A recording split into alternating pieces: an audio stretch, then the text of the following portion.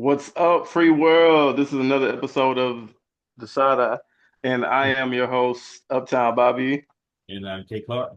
And we're back once again. It is currently September 21st. So, do you remember? Yeah. September. So that's where we are. We're September 21st. Summer is over, but it's still hot as hell. It's still hot as hell. Mhm. Man, this shit is pathetic. If you live anywhere else, if you're outside of Louisiana, please tell me it's not as hot. Please, please tell me, because it's hot Had to as hell go down north of here. that. So Yeah. But speaking as hot as hell, and who probably might be in hell if you believe in hell, uh, Charlie Kirk died, y'all. I don't know if you didn't know or not, but Charlie Kirk, a man I really wasn't familiar with until he passed away, was killed. I'm not gonna say assassinated. I know some people have said assassinated. I'm not going to use that type of verbiage with a podcast. I'm sorry, but he was murdered, and his murder has had a lot of ramifications. So first off, I'll start. Uh, Kate Clark, how do you feel about the fallout from his passing away? uh well, the fallout itself, I guess, is I mean, what we're watching is I think it's an attempt, was an attempt by the GOP to use his death as a way to uh further the fascism. Let's be blunt about it. I think you see that in the way that they're trying to literally cancel uh, ordinary citizens. Never mind, Jimmy Kimmel, we'll get to in a minute. Everyday citizens, but that's like yeah, JD Vance going on Charlie Kirk's show. It's just saying you can see somebody making comments about Charlie Kirk that are negative, report them basically to their boss. Uh, you know, part of it's great against cancel culture is literally trying to cancel people. So there's that. I think we're also seeing the martyrdom happen, which tends to happen regardless of his political lines. If somebody's a big of a political figure, which I consider him that in a way. You know, he wasn't an official, and he had that pull with people, particularly young people, younger people. Um, and I think we're seeing, a rebrand in real time, an attempted one. Because I mean, everybody's trying. This church that posted an AI video of him, his quote unquote last word, was saying like quotation marks for people that aren't watching because it wasn't his last words, it's AI. You got other religious leaders and people, officials like Mike Johnson and J.D. Vance that said, and Trump and just Republican senators and officials saying he was, uh, a man who wasn't hateful and spread love and wanted to encourage people to come together and engage in peaceful in doing politics the right way, as a New York Times piece by Israel Klein said. So in my view, we're seeing a modern day version of the lost cause. Those don't know what that is. After the Civil War and after the South lost and the Confederacy, the Confederate generals and prominent figures will rightly look at as, losers and traitors and people who want to preserve a way of life that included enslaving folks. Not the North was all that good, but compared to the South, yeah. Um, there was a organization called the Daughters of the Confederacy decided that we with that shit we can try to rebrand these niggas. So what they did over the decades is just they created this idea to create this doctrine that create this idea that these people weren't actually, fused as losers. They were actually and racist. They were people who were fighting a noble cause. And over time they tried to put this into schools, into curriculums, but also statutes. So all the statues that we see all these controversies over the past 18 years or so that have been, people trying to take them down. People saying, no, it's not heritage. It's not hate, it's heritage. That all started with a lot of started with the lost cause. And I think we're seeing a version of that with Charlie Kirk is that, the softening of his image, of his rougher edges, the attempt to just show me this like it's compassionate, moderate. He just want everybody to come together and would talk with anybody in a reasonable debate. We're seeing the same thing, a version of that, to create this perfect martyr and to cudgel people into silence that actually have, who have eyes and ears that actually see who he was and the type of man that he was and the things that he said. So that's my thoughts about it. Yeah, I mean that sums it up pretty well. You're seeing his image be um put it someone on a pedestal and be kind of Hmm. sanitized. Like I saw an interview with Jamie Lee Curtis. She was crying and said he was a man of faith. I'm Yeah. like, Hmm. I guess, like, I mean, I'm sure he did believe in God, but And that I didn't. think, yeah, No, go that's ahead. that's what's frustrating about it, is like a lot of liberals are cow challenge, particularly white liberals are cow challenge that, that decency, like the decorum shit. And it's like you can, like I can hold space for people that feels genuinely that I can hold space to say that he shouldn't have died that way, that that was fucked up, that was a whole way to die. Like that, if anybody watched the video, I mean, that's taking one to the neck, pretty violent, pretty terrible. And I'm sure the students that saw that, that's probably gonna be an image of never got out of their heads for the rest of their lives. I can hold space for that while also saying that he was a terrible human being who said terrible, shitty things. And we can do both.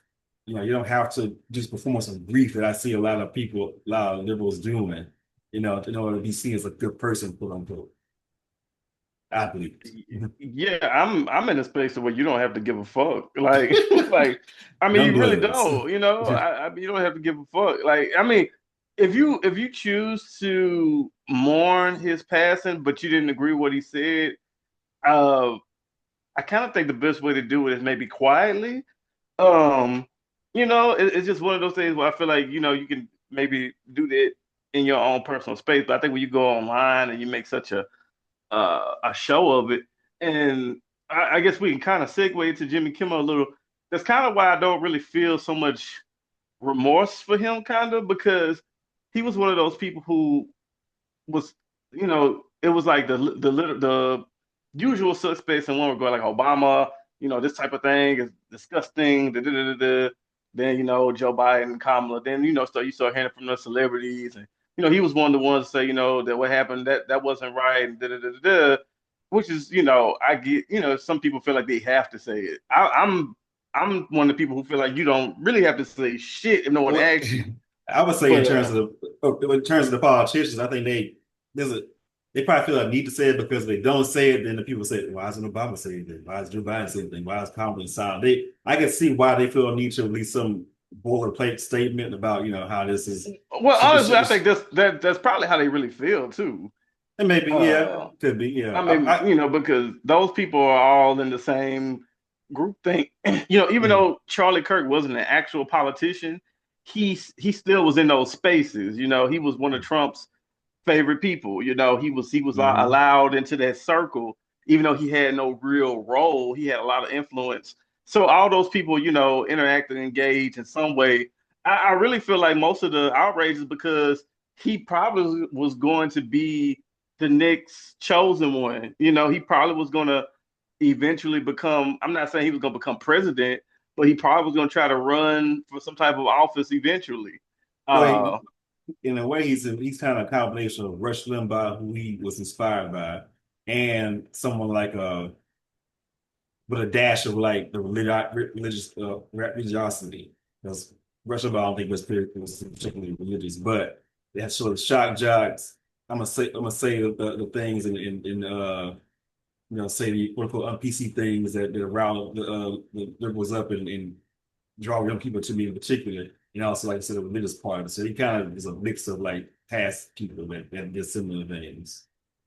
Yeah, he was. He was a hodgepodge. A lot of those Mm. people, like kind of like yeah, like the politics, the political vigor of like Rush Limbaugh, but then like the controversial hot takes of maybe like or the antics, kind of like what not sexual, but kind of like shot jock, kind of like Howard Stern type shit. Like even because even like Joe Rogan doesn't really. Joe Rogan is political, but he doesn't really claim to be a part of any party. He just Mm. claims to be like someone who's a deep thinker, who's outside of the matrix, and he's just looking at it from above. But Kirk kind of implanted himself into MAGA, and he became like a MAGA knight or whatever, however you want to phrase it. He became like a Yeah, follower yeah. of it. Mhm. A And mover. he Yeah. yeah, a mover, and I think when you see someone with that much influence and then they die, it's kind of like what happens next. You know, everything's shaking. So people are obviously serious. They're shaken up about it because I've seen both sides kind of berate. It's an interesting paradox online. Like you have people who are kind of like, oh well, what y'all having for dinner? And then you got people who are mourning, and then you got people who see the other people who are acting like, a bit celebratory about it, kind of get mad at those people and try to condemn them or call them heartless, cold, whatever. And I think it's so odd to see because it's like if you want to mourn him, whatever, but you can't erase the fact that man said some really fucked up shit and had a lot of fucked up ideas and stuff, versus people who felt like they were harmed by what he said. So now that he's gone, they're kind of like, well, good riddance. You kind of got to hold, like you said about holding space. You also have to hold space for the fact that he was saying some wild shit, and he also kind of, I'm not gonna say he asked to be shot in the neck, but he did invite violence. You know what I'm saying? So He died the way that he wanted to live. Is my perspective. It's like he believed that a certain amount of gun deaths are bound to happen, and it's a fact of life in a country where he believes that we should have a strong Second Amendment. And so I don't know if he thought he would be one of those gun deaths, but that's what it would happen. fucked And I around and was found out. right, and I will say that I don't want that. I mean, the reason why it is a horrible. I don't want. I'm not glad that happened to him because I don't want it to be a. Because if that happens, then you have the fallout and the potential retaliation of other potential assassination of other public figures, which is not good because that increases that increases the tension and the violence even more. Like a powder keg. And there's also the fact that you saw just a few days after that because who went on lockdown? HBCUs. We ain't in it. They ain't got nothing to do with black folks, but we tend to bear the brunt of being, fragile white feelings. You know, so I don't. It's definitely not good for that reason, as well. But yeah, just this that I saw a lot of that online, just in different celebrities, and just this like public shame. It's attempt to shame people, feeling sorry for somebody who would piss on me if I was on fire, and Right. We probably don't and, give a probably- fuck about you. right, and probably would blame me for the fire. You know, so Right. I don't pretend to be in mourning when I'm not in the morning. I don't grieve out. I'm not grieving, and I can't. I feel the same way about him that I felt about Pat Robertson and Jerry Falwell and Rush Limbaugh and shoot, I put it, and not just white man, I put Ike Turner in there too. At least he gave us music. He gave introduced us to the team and shit. I wasn't thinking that, but But I yeah, would say I don't discriminate in that sense. Like if you trend if you trend more towards being a shitty person than being a chair person, and particularly if you're a public figure person, like this is his platform. Like this is like it's talking about his legacy. This is his legacy. Encouraging racism and sexism and homophobia and transphobia and xenophobia. That's what he profited on. That's what he built his platform on. And that's what he was continuing to do. And these last words were literally gang violence. You know, as a dog whistle talk about how, gang violence, that's what refers to, black people, why we was kill each other, we violent, we thugs. So I mean, I can't feel them for him. I can't go there with you. And it's fine not to if you don't, because empathy, yes, but he viewed it as a weakness. Doesn't mean you should have it was empathy for everybody necessarily. It means that you try to stay with your own humanity, definitely, but like trying to perform grief for somebody that actually contributed to you know endangering you in the society we live in. It's understandable to feel some relief. You know that person is no longer here to do harm. That's a taboo thing, maybe a taboo thought or a type of thing to say. It's understandable that people will be like, okay, I mean, that's fucked up, but still. right. And when it comes to people having ramifications for saying that they don't give a fuck, I feel like that's a bit extreme as well because people are witch hunting people who are having opinions about his passing away and going around and doxing them or making sure they get fired from jobs. So I mean the largest example of that is Jimmy Kimmel, Mhm. who on an episode of his show made a joke about it, but it was kind of lame. It was tame as hell. Like Yeah, it's it pretty wasn't light. even inflammatory. Yeah, like basically he said that MAGA is using the reveal of the killer to, basically kind of like, well, basically what he said. So they were basically, he said the person who did it wasn't who we expected it was, Mhm. but MAGA is trying to like, use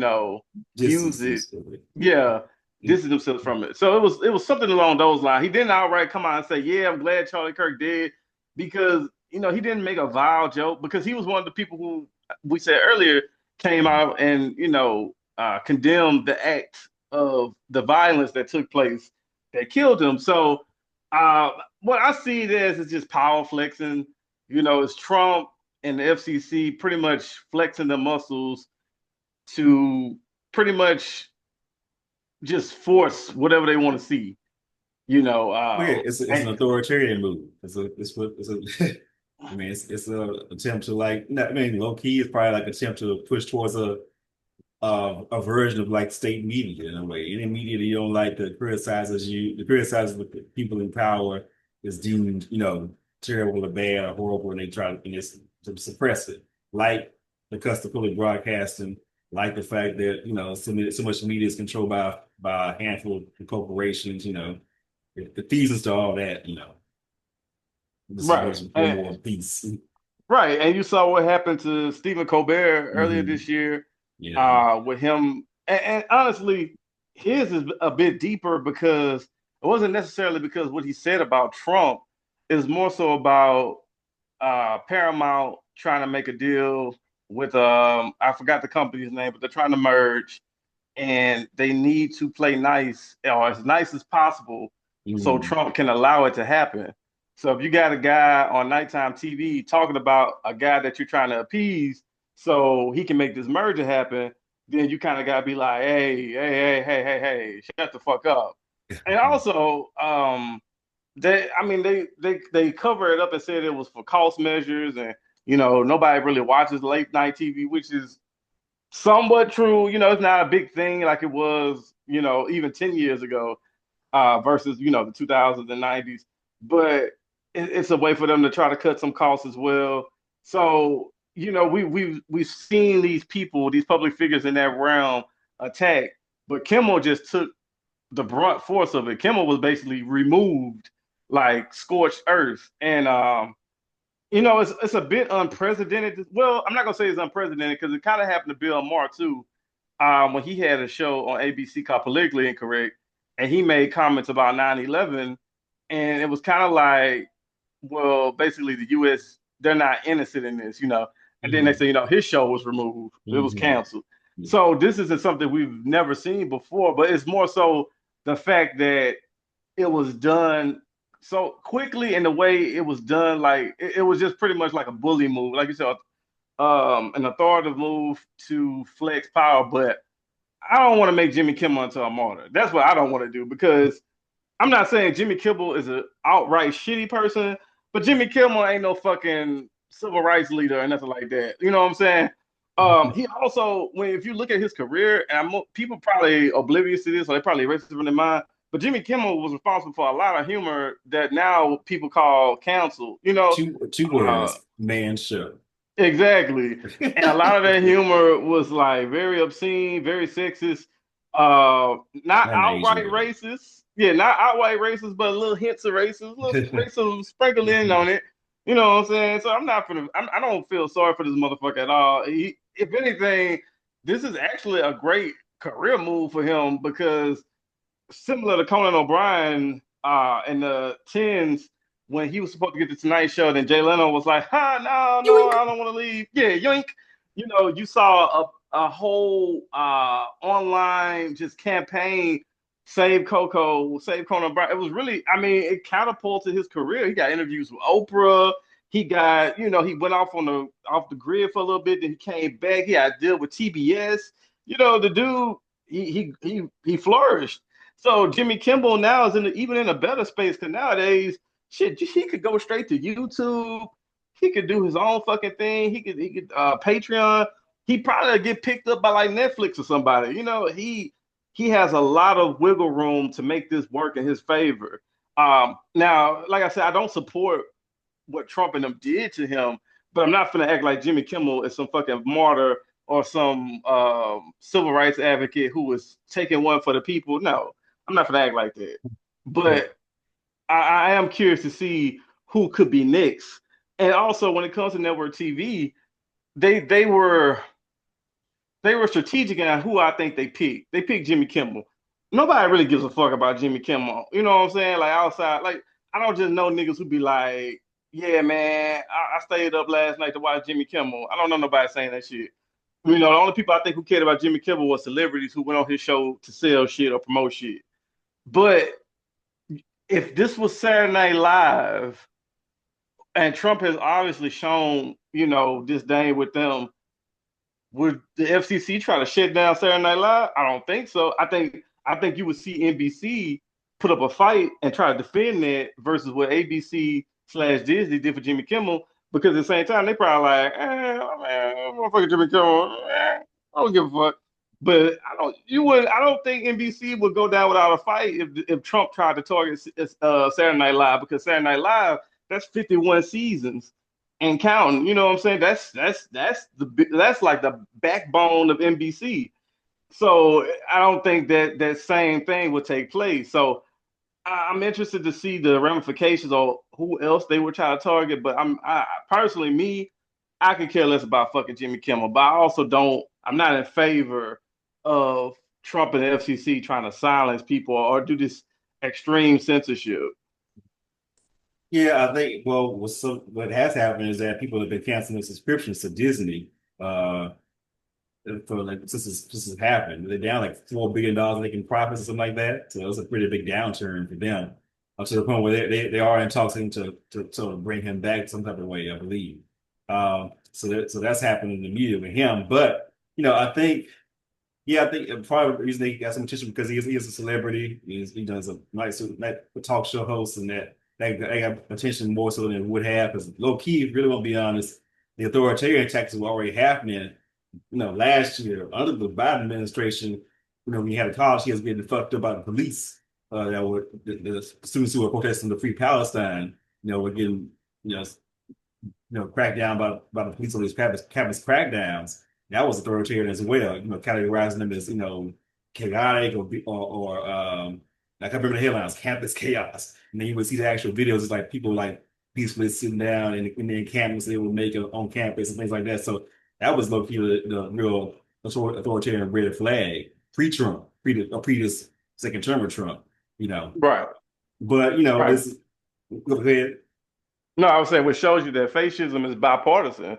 Yeah, fascism. Like Yeah, if but yeah. fascism, yeah, Hmm. yeah, it's not just one party or one person being a boogeyman. It's a collective effort.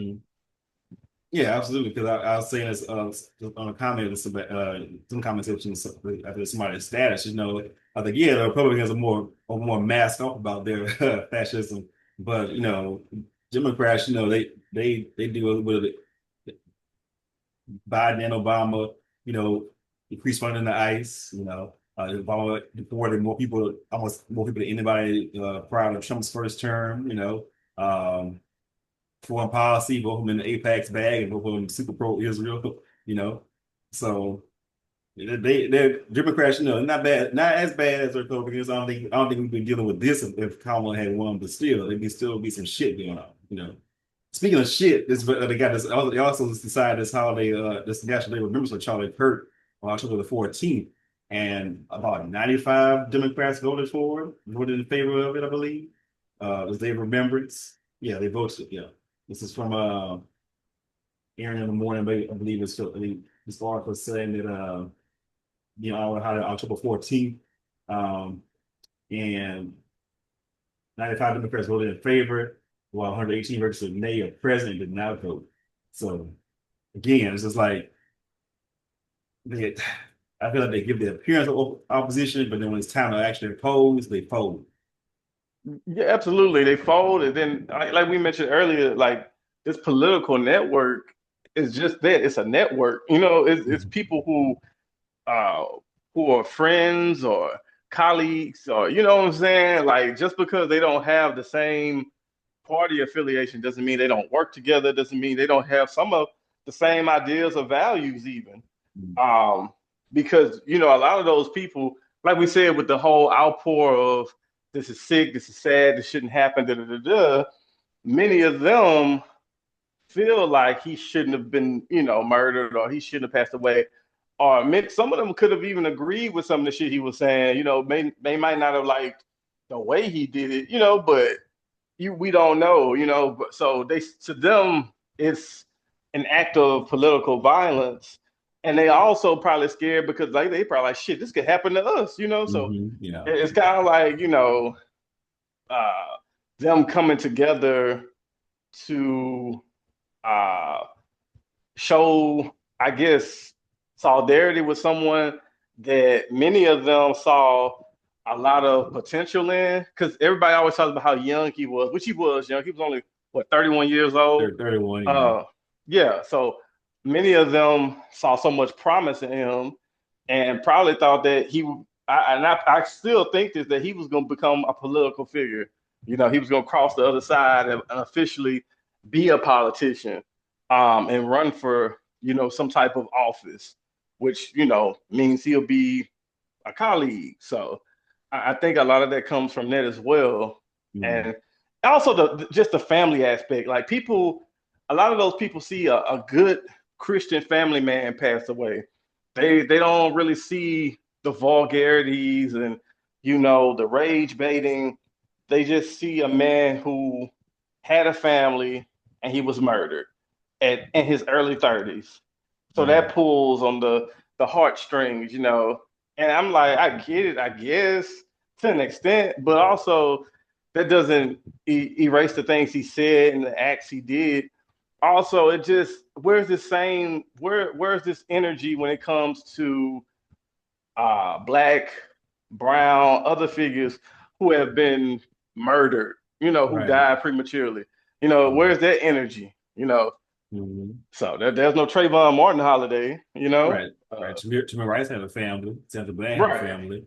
George Floyd had a right, family who he called a scumbag, you know. exactly. And all that's forgotten, you know, all that performative Mm-hmm. ass shit they did when George Floyd passed away. By 2022, all this shit was gone. So that's where we are right now. Yeah. Um, yeah, you know, I think it's crazy to watch it in real time, but yeah, it's just I think what's just happening, they're trying to really make him because they have the memorial service today, I believe. They're really trying to make him Yeah, they did. into this like Christian martyr for like, you know, that died for his beliefs. It's like I mean he in a way he did die for his beliefs, but not in the way he talked about. Not in some He not right. not in some benevolent, you know, he was a peaceful man and died by violent means. No, that's not the case. You know. Right. And I think he knew the risk he was taking, but I don't think he ever thought that someone would do what they did to him. Mm, Because at the end of the day, he was a fucking podcaster. And I keep saying that because he was. yeah. And I think he he wasn't really I don't think he really was thinking about his life being taken because he was just a podcaster, you know, because he was wealthy from my perspective, you know, and he had a good situation. He had a great gig, you know. He showed up to college campuses and talking shit. You know, he was arguing with college students, grown ass man. Yeah. Typically, them niggas escorted off campus, but you know, Well, there are some campuses do allow what they call like LSU has what they call a free speech alley, where any organization you can schedule a date and you can go out there and set up your table or whatever, and people can come by and talk to you, basically. So you don't have to be a famous podcast to do a version of that. But to me, but what bothers me about when people saying that oh he was just the people debating about it, it was just this free exchange of ideas. Like no, it wasn't. It was this rage bait, clickbait setup where he would come in, already have his talking points ready, and then he would pick some random college student to be on their way to class or whatever, and they would stop out to the who are you? Well, I'm this, I'm Troy Kirk, and blah blah blah blah blah. And he would start talking, and then he would start throwing out straw man arguments. They would try to pick up one, and he'd draw three more, and then while they're off balance, he would say one thing and then jump to some big extreme for the next part of his argument. He would throw him off a bit more, and then the exchange would happen, and then he would edit and make him look smart, like he had everything together, and make him look completely stupid and humiliate them Right. basically, like Charlie Kirk destroys and radical feminists, so or whatever, something like that. It's designed for that. That's not debate.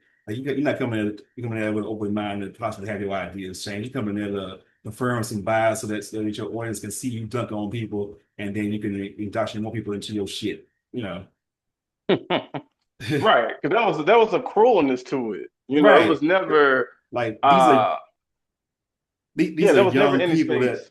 these are young people like really forming their view of the world. And instead of being like, what have you thought about this, or this is this is what I think about this, or are you aware of this, and really having a conversation. It's just like idiot college students. This is what liberalism does, folks. Or something. No, it's designed to like humiliate the person on the other end, and then for his audience, then have his audience double down, triple down on what they maybe believe, or what they copy and paste onto them from their parents, from their communities, or whatever. You know, because at that age, I Right. mean, you really don't have I mean, you maybe have some sense of your beliefs, but you really probably haven't thought about it in depth, unless you really have just been through some things, or really just, or from a family that would encourage that. Right, right. It was definitely just an opportunity for him to punch down on Mm-hmm. people. And then, he would just when like I said, I didn't really know this man's work full, outright until he passed away.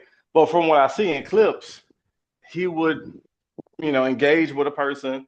He would normally cut them off. He would hit them with his quote unquote logic, and then that'll pretty much be it. Like he'll just dunk on them, and then the crowd responds with applause and cheers, and the other Mm-hmm. person can't even finish because shit, you got motherfuckers booing you and cheering him. So I'm Right, gonna walk away. I'm gonna right, be like, well, right, fuck it. right, it's like the Coliseum. It's like I knew of him. I really saw some clips with him and like Candace Owens. That's why I knew, oh, they two of a kind sisters, because she did the same thing where she's like, I should speak really articulately. I said, she doesn't have arguments. And after you respond to one, I'll call three other ones. And then after you do that, I'll draw some stream ad upon them. And then after you stretch that, I'll make some wild statistics from out of nowhere that you don't know where I got it from. And the whole time I'm speaking really quickly and very articulately. And I'm speaking very authoritatively. And everybody's clapping and cheering. You feel like a shit. And then you go away, and then next one. Mhm. Yeah, it's cheap. It's cheap, man. It's cheap entertainment. It's cheap debate. I just never took anything from it. And I don't know how people really engaged with this shit and thought they were growing. Because at least with Joe Rogan, he will at least bring a motherfucker on there and have like a 3 hour conversation. You know what I'm saying? Yeah. Do I want to listen to that shit? No. But he'll try to, make some type of space or hear the person out. And I say that with quotes, because he even invited Kamala Harris on his show. And I know some people have said that's why she lost. I don't believe that. But No, the people that watch this show when they come up even she went on that, so I don't think. nah, nah. But that just shows that he's more of a person who wants to actually engage in conversation than just do what Charlie Kirk did, which was just owning people. You know what I'm saying? But Just it yeah, was to put it like frat boy another way, shit. you're right. To put it another way, he didn't create a safe space. Like No, if you're really trying to debate somebody, have an exchange of ideas, to me that requires. I mean, I've never been in a formal debate, but that requires a certain level of humility and also like vulnerability. There's a maybe right. possibility that you may be wrong, or your argument may be faulty, you know.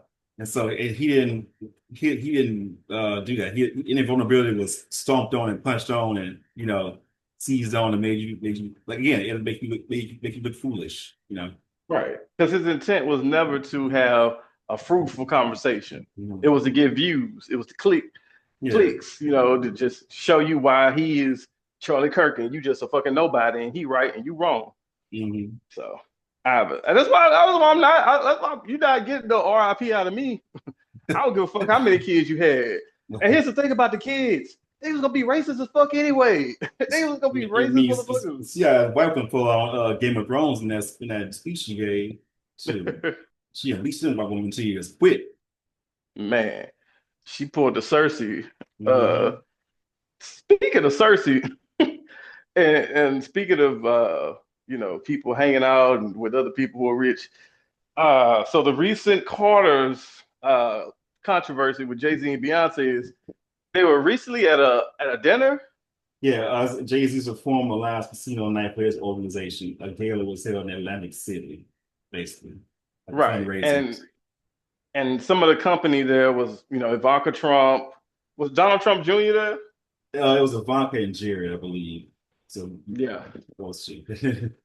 And they were seated next to the Jared Kushner. Carters. Jared Kushner, yes, a lot Mhm. of those figures. And I don't know if it's the Hive that I wouldn't say it's the Hive that has a problem with it.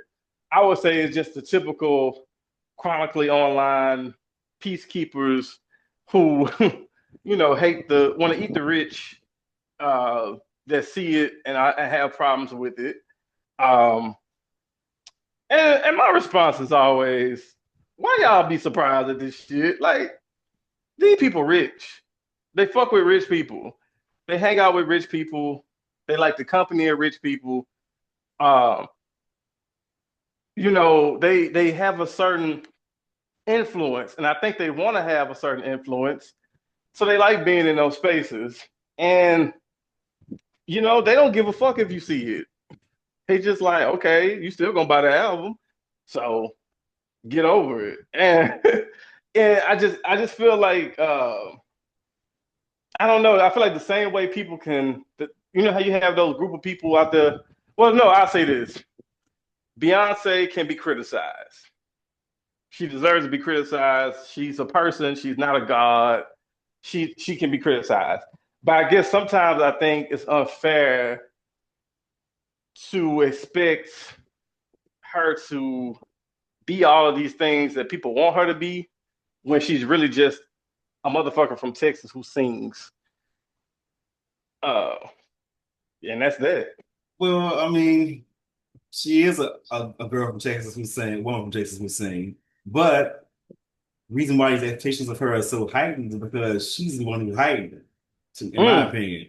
I mean, up until I would say, I mean, she's always had the angle of being like independent women and like sort of speaking from a woman's perspective. That's always been there from the beginning with Destiny's Child. They sort of branded that.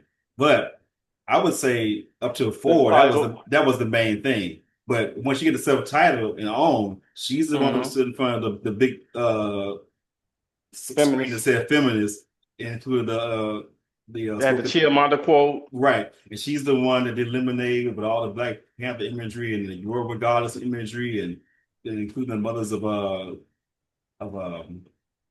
Mike Brown and Trayvon Martin in there, and she's and all that, the Black feminist woman's imagery.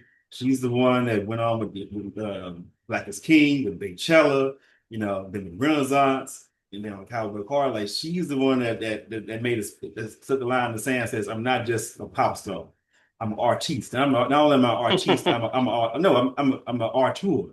And so for me, if you make that distinction, then my expectations of you are raised. Like I don't have expectations of Usher as I do her.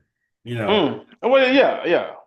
because Usher never really staked out that thing. I mean, I consider him an artist in the sense he's creative and he does what he does. But Usher never made a thing of like this is a political statement. This is like social political stuff going on. It's always been about love making and heartbreak and great dancing. You know, same with not just men because but same with like a Brandy or Monica or uh any other, most other artists, really. But she's the one that stuck her neck out in that sense. And so when you do that, when you include the mothers of slain black boys recently, not immaterial, like recently, in your artwork and all those things like that, you are provoking some very strong emotions in people. And you're creating an emotional bond with people.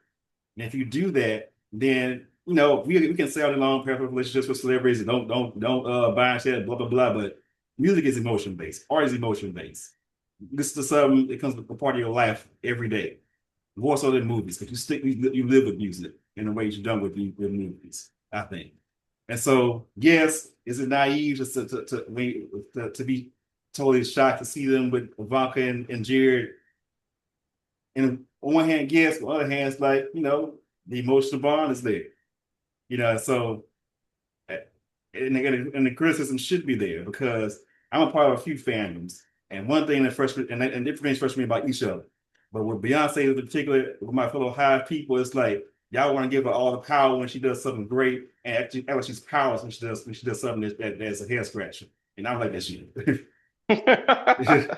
I mean, you make great point, and I will say, as far as the political aspect, not only has she done things that felt political, just pertaining to Black people, like even with the Lemonade, no, not Lemonade, but the Formation video with her standing on top of the cop car and the water around it and all that, Right. that's heavy. That's some Mm-hmm. heavy shit. You know what I'm Mm-hmm. saying? And then Katrina, yeah, yeah. yeah, Katrina, and then you feel like you're trying to take a jab at police brutality by standing on top of the cop car and the cop car being flooded. But also, she has literally endorsed political figures like Beto when he was running for Texas senator. She's also endorsed Kamala Harris, of course. So it's like she has made literal political, statements, not just a subliminal art type. So yeah, it does come with a certain type of weight compared to a Usher or a Chris Brown or somebody who they just singing and dancing. Mm-hmm. Uh, but I do think Beyonce doesn't think. I just think they feel like they're untouchable. They feel like, okay, who gives a fuck? Like Well, you still go buy the album, yeah. you still Yes, go listen to it. I guess I have a few questions. So people was first people were saying like, well, they can't control whatever city. Like, no, first of all, this is like JD's organization. This his event. Me and Chet, as detailed as both of them are, I know at some point they may have not known it right when they planned the event, but at some point they probably asked who we sitting around. So they knew, and if they didn't know, they could have moved. But also the fact is I'm questioning is why were they there in the first place? Because this is your event, and this is something that you're doing. I know it's like the prison reform and which they've been involved in, things like that. So to raise money for that, and also some I guess about a new casino. I don't know the details of that, but it's like why are they there? I know that I think Jared was involved with something with that first step legislation, I believe. That I think it's somebody he knew was affected by, you know, I don't know all the details of that, but I guess my question is why were they there? Because I mean, they had to know that the optics of them sitting with Ivanka Trump, not like a distant relative, like Ivanka Trump, his daughter, and Jared Kushner, someone deeply involved in the Trump administration, first go around would have people being like, huh? At the very least. So my question is why were they there? Why would they be invited? You know. Just lobbying, just But for lobbying. what? But for what though? Because I mean, it's like who was Money, gonna? favor. I guess. But I mean, who were they? How much how much inroads are they gonna make with an administration that's like deep in like fascist territory, like an authoritarian ICE put people away and jumping out and getting people that their jobs and putting them in vans. I mean, Uh, they're the type of Black people who like to be like in the room with important people. You know what I'm saying? Then they flip it to like, we need us in there. We need somebody that look like us in there. That's the thing. We have to have people like us in the room. And it's like, well, y'all niggas rich. Y'all closer to them than me. Y'all don't fuck with me like that. Shit. Y'all fuck yeah. with me only when y'all want to hawk some shit. That's I guess So, that's another thing I guess that bothers me about it's over the years. It's like I think we said this before. It's like they'll vacillate between like we fight the power and we want to see the table. Like Jay-Z will say, I said go to the Super Bowl and then we pass Neil. Let's say so like everybody's fuck the 0 for 8 shit, then make a speech about how Beyonce doesn't have Grammy of the Year album of the year yet, you know. And so it's like are we fighting power? Or are we building a season tape? And that's the I think it's if there were less of that and a lot less of the hyper capitalism, I think all of the imagery and all the things would like they wouldn't be this tension, I'd say, between Black Panther Beyonce and Americana Beyonce, because the politics would be more consistent throughout, you know. Um, and like I think I said to you before, we were chatting before, I said, I don't think this will be like, this will spark like the great Beyonce backlash. So I don't think it'll do that. Absolutely not. But I think if it is the first or the latest in what becomes a series of like head scratching moves at a certain point that you can't ignore that for so long. If it could be a situation where it's like death by 1,000 cuts, where it's like, you may think that the fan don't see it, they don't see it, so they don't see it, they ain't connecting the dots. But at some point, something will spark where, maybe it won't be this, it'll be like this, like five, six other things, and then the ticket for the next tour come out, and it's like, shoot, nobody sees $1,000, like, bitch, we tired. And then the backlash shot. Then that's the backlash, you know. Uh, but yeah. And for So you think the that go you ahead. basically think the chicken's gonna come in the roost one day? If things like this continue to happen, because like I said, it's in a way she has tried to be sort of all things to all people in a sense, in terms of like the sense from self-titled on. Is she's trying to hold so much of like I said, portraying herself as a Black Panther and Americana, you know, trying to position Black capitalism as like a way as a form of like liberation or empowerment, but then also portraying yourself as oh shoot, you know, Oh yeah, Black is it King and right. Right. It's like there's a lot there's a lot of that's a big wide range of imagery, you're deep in the gay club in the LGBTQ space for the Renaissance, but then we on Cowboy Carter. Like, which country music I know that would, for a lot of folks that imagery is, sparks some apprehension. So it's I like hear it. it's just a lot going on and a lot to contain. And um and I think like I said, if it's like I don't think it can be one big thing. It could be a series of little things that could just add to where all of a sudden it's like the narrative is to turn on her in a second. Right. And that's very realistic eventually, but I just this machine that they are Yeah, specifically her, yeah. it just feels too big to fail. Um, and that's the scary part because she's almost without reproach. Is like, you can say those things, but then the next time when it's time for the next project, ain't nobody worried about this shit. Plus, I Ain't mean, nobody it's really almost so much reproaches that we give her. I would say right. collectively, because I mean, if people do say like, girl, I ain't got it, then that will affect ticket sales. Mm. But That will affect, they because I find mean, a way. right? I mean, like you don't have to go if you ain't got it, you ain't got to find a way to get it if you don't got it.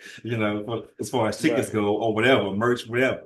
You know, I think that's Exactly. part of it too. Is like we not. I mean, yeah, yeah, I'm a fan, but also you're not out there to support her if you really can't do it. If it's gonna break you down to the point Yeah, where you it's like just weird. scratching and surviving. Literally, you don't have to do it. Her And fans feel like they have to.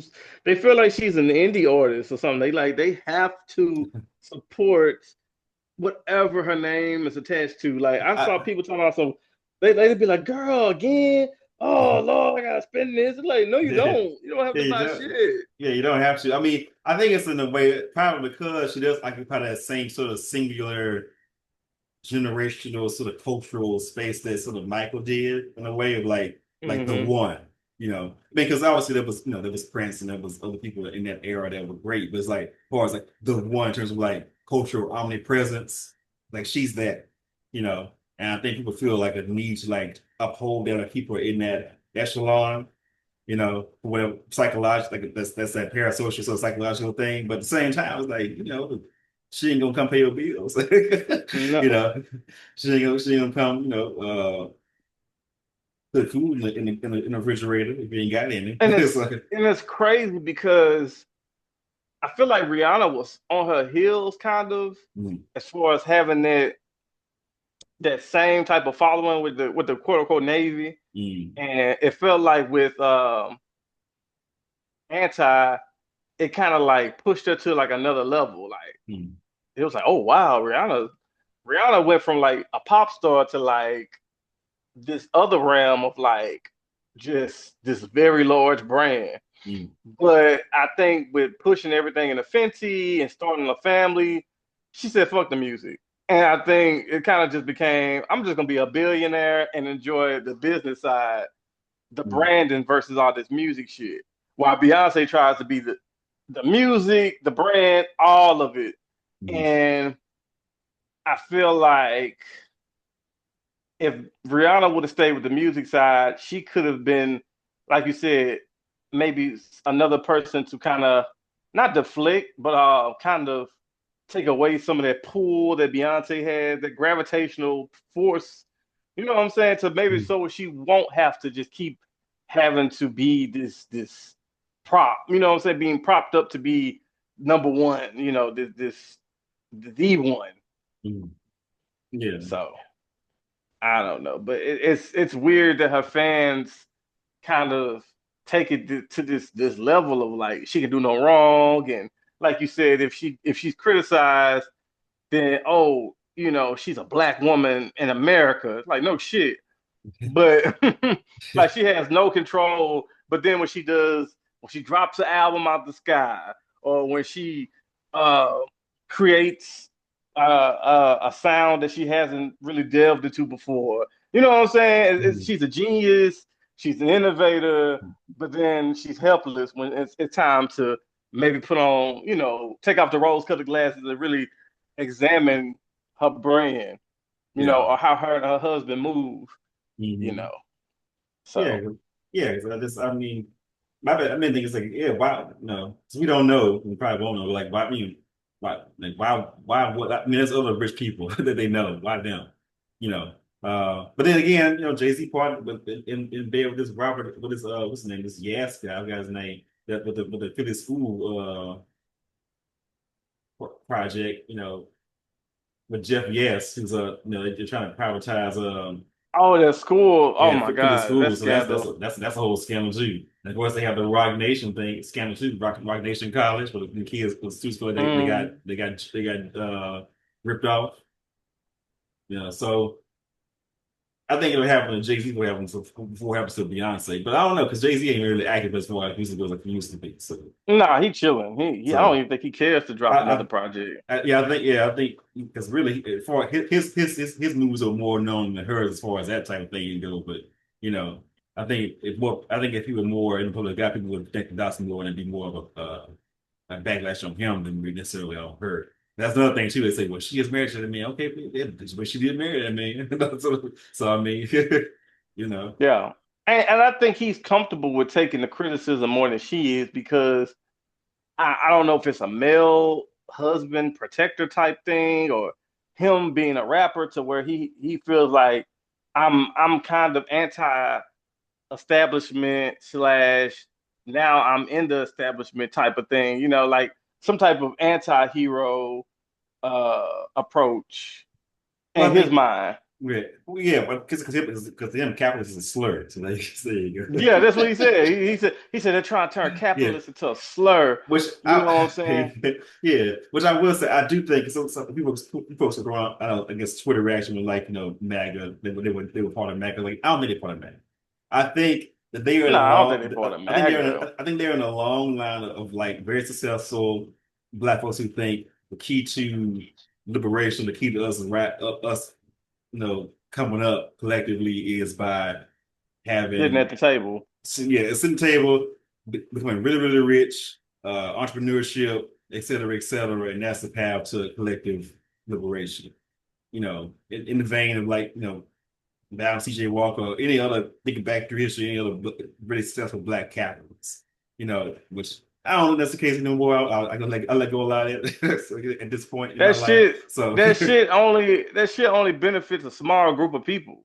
It right, only yeah, benefits them it, and they're like direct family members. yeah, Like it's it like don't trickle down. right. It's more of a personal achievement than, or if you want to call it achievement, it's more of a personal thing than it is a collective thing. Because in order to become billionaire and say billionaire, you gotta do some of the same stuff that the white billionaires do.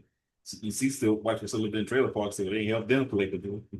So just things to think about.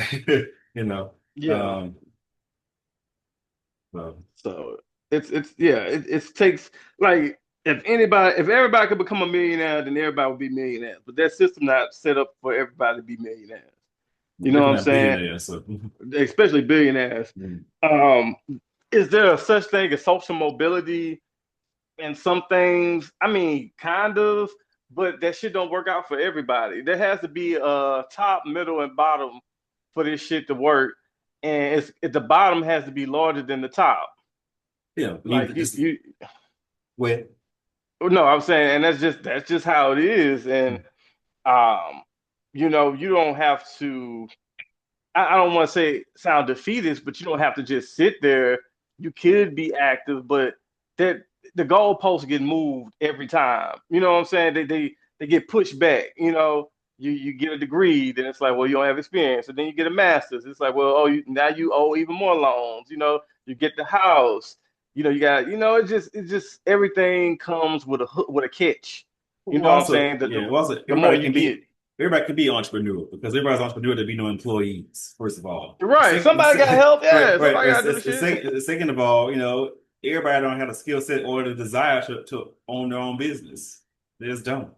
You know, everybody doesn't necessarily want to do that or have the skill set to do that. It's like everybody doesn't have a skill set to be a doctor or a nurse or a lawyer or a teacher or whatever. You know, everybody can be an entrepreneur. You know. So Right. that And you as can start a well. business, but that don't mean it's gonna be a successful business. Right. So So it's just levels to this shit, man. mhm. And people gonna support them people. It is what it is. But when people criticize them, I just want the fan base to be accepting of their criticism and then just hear the shit out. You don't have to. You don't know these people for real. And that's to the people too, there, Chris. You don't know them neither. But like I said, there's nothing wrong with asking questions or having Yeah, questions. right, exactly. I'm not, I'm not you saying like, oh, they're evil now. So like that. I just think, they grew up in the same society that we did, so they probably and especially I think black people our age, or even a little bit older, we've been pumped full of that. Think about Black History Month. Who we learn about? Again, that was C.G. Walker, uh, Thurgood Marshall, uh, Martin Luther King, but not the social stuff. Just the I Have a Dream stuff, and a few other people. We don't learn about Fred Hampton or Malcolm X really, or about more of the leftist, socialist, anti-capitalist, elements or figures. We learn about the folks who double down on the American dream, quote unquote, and managed to succeed at that. You know, so they learned about that too. So they bought into it, and they came up, and they having to work for them. That was when they said they work for everybody. You know, so that in the long run, it's better to take more of a collective anti-capitalist approach than maybe than hyper-capitalist, so to speak, approach. Right. And I agree.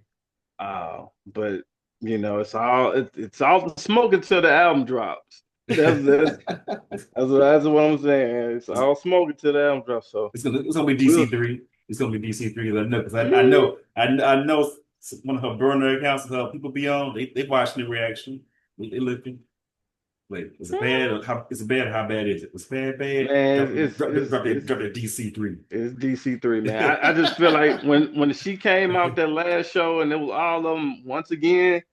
Yeah, and I think that'll be like the perfect bowing out, and it's just a full circle moment. And people really like Kelly. People like And Michelle Michelle, too. and You Michelle. know, so it's like just go out one more time, one big tour, Have a Dream Girls moment and with the other two girls, at bring the out end. Jennifer Hudson. Yeah, you bring out Yeah. bring out the other girls. What's the name? Latavia or And Latoya. That's what I mean by Dream Girls Latoya? moment, because in the Dream Girls, they invited Effie back out and they had Oh yeah, all yeah, all the former yeah. members are there. They can do that Yeah, with Destiny's Child at the yeah. last Do it.